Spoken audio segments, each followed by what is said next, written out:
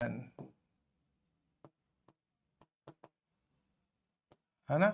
चलिए, तो रिवीजन की बात की जाए तो there are two types of revision. देखो तुम्हें अब स्टूडेंट हो तो स्टूडेंट की तरह समझो। There are two types of revision. First is daily, daily revision, ठीक है।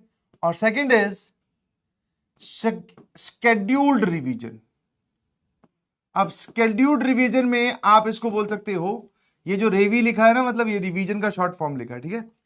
स्केड्यूल्ड रिवीजन का मतलब है कि आपने एक निर्धारित समय पर रिवाइज करना चाहा। स्केड्यूल्ड रिवीजन जो है, this is basically governed bye tests, कि जब आपका टेस्ट आ रहा हो तब आपको शेड्यूल्ड बोल रहा हूं, शेड्यूल्ड रिवीजन करनी चाहिए। डेली रिवीजन आप लोग करते हैं, कोई दिक्कत नहीं है, आप लेक्चर अटेंड करते हैं, फिर साथ साथ में आप नोट्स बनाने की कोशिश करते हैं। बट हाँ सर, हम पूरे नोट्स नहीं बना पाते, नोट्स में कुछ कमी रह जाती है, सवाल नहीं लिख पाते, कई बार इंपॉर्टेंट बात नहीं लिख पाते, तो फिर हम लेक्चर खत्म होने के बाद में नोट्स भी बनाते हैं।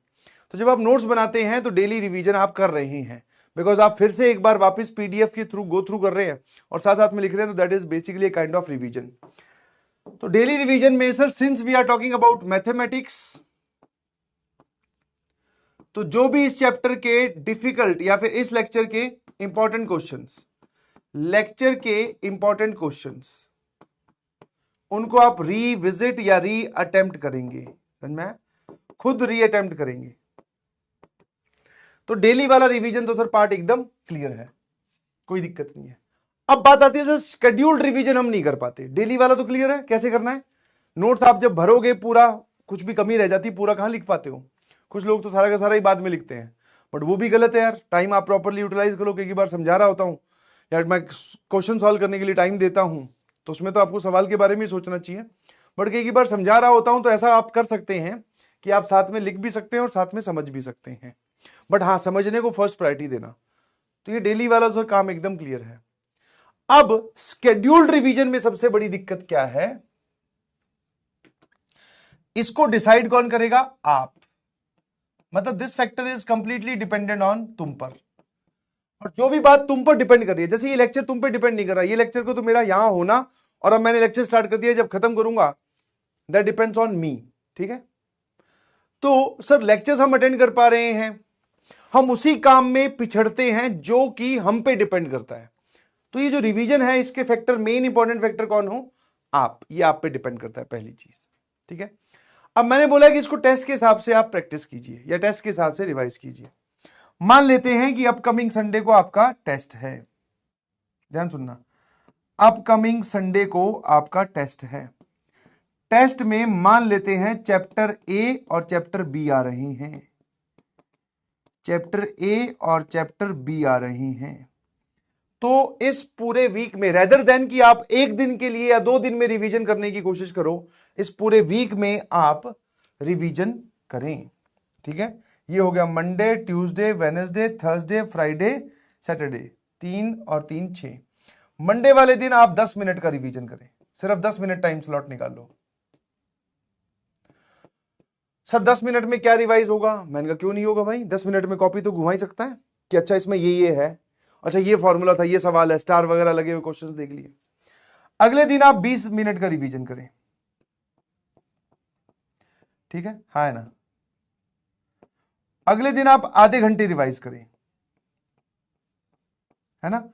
उसके अगले दिन आप 30 मिनट्स, फिर 40 मिनट्स, फिर 50 मिनट्स पे जाइए, और लास्ट जिस दिन आपका संडे को टेस्ट है, तो सैटरडे वाले दिन आप 60 मिनट्स। हाँ, सैटरडे वाले दिन ऐसा नहीं है कि सर ये 60 मिनट कहां से निकालेंगे, सैटरडे वाले दिन आपकी क्लासेस तो ऑफ होंगी नहीं, तो मतलब सर हम बाकी काम को पीछे करके रिवीजन वाले काम को बहुत इंपॉर्टेंट से 60 मिनट देंगे, दिस इज सैटरडे को, क्योंकि अगले दिन हमारा टेस्ट है, ठीक है। क्या ये बात समझ में आई।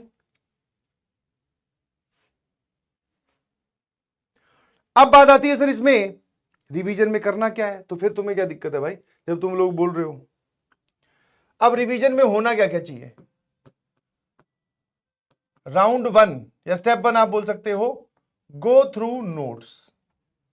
नोट्स के थ्रू आप विजिट कर लो देखते हुए।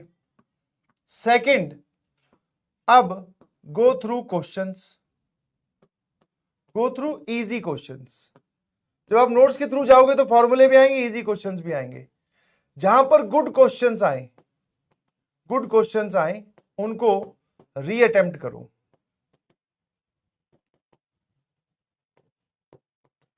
ठीक है। फिर चौथा, पीवाईक्यूज जो भी आप सॉल्व कर रहे हो, डीपीपी या मॉड्यूल, इसके जो उस चैप्टर के अच्छे सवाल थे, ठीक है, कौन से स्टार मार्क्ड क्वेश्चन, उनको रीअटेम्प्ट करिए प्लीज। बस क्लियर है, कोई दिक्कत किसी को? ये सबसे बढ़िया स्ट्रेटेजी, ध्यान रखना। ठीक है। और इसमें सबसे इंपॉर्टेंट बात है रिवीजन के लिए, ये एक बहुत इंपॉर्टेंट टास्क है, बहुत इंपॉर्टेंट टास्क है। इसके लिए टाइम जरूर निकालें।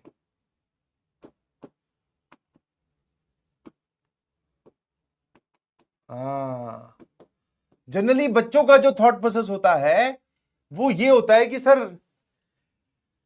रिवीजन में सर कहां से, इसलिए बढ़िया सर हम देखो एक एक घंटे 40-40 मिनट 30-30 मिनट हम निकालेंगे रिवीजन, सर वो तो जब होगा तब देखेंगे, टेस्ट जब आएगा। अभी तो सर हमारा आज का टास्क बहुत बचा हुआ है, हमें क्वेश्चन प्रैक्टिस करने हैं, हमें सवाल सॉल्व करने हैं। तो मतलब जनरली आपके जो जो डेली करिकुलम है उसमें आपके पास टाइम की कमी है। उस टाइम की कमी के अंदर मैं आपको एक काम और करने के लिए बोल रहा हूं, है ना, और वो कोई करता नहीं है। क्यों? क्योंकि सर हमारे पास खुद के काम बहुत है। मैं ये नहीं बोल रहा हूं कि आप वो टाइम वेस्ट कर रहे हैं, नहीं, आपके पास खुद के करने के काम बहुत सारे हैं। मतलब जो होमवर्क हो गया, मॉड्यूल हो गया, डीपीपी हो गई, नोट्स कंप्लीशन हो गए, नोट्स रिवीजन हो गए, बहुत सारे काम है सर, 3-3 सब्जेक्ट चल रहे हैं।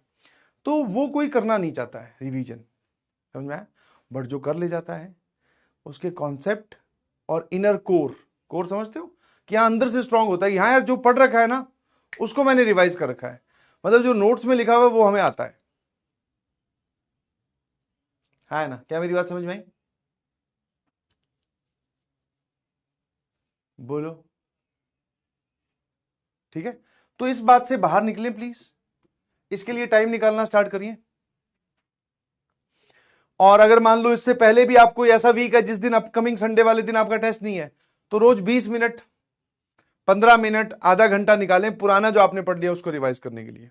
क्योंकि जितनी बार रिवाइज कर लोगे, क्योंकि आप सोचो ना, जैसे जैसे आप आगे बढ़ोगे, अभी छठे चैप्टर पे हैं, मान लो 15वां चैप्टर आ गया, तो सर पीछे तो हमने 14 चैप्टर पढ़ रखे हैं, तो उन 14 चैप्टर तो सर हम भूलने लगेंगे।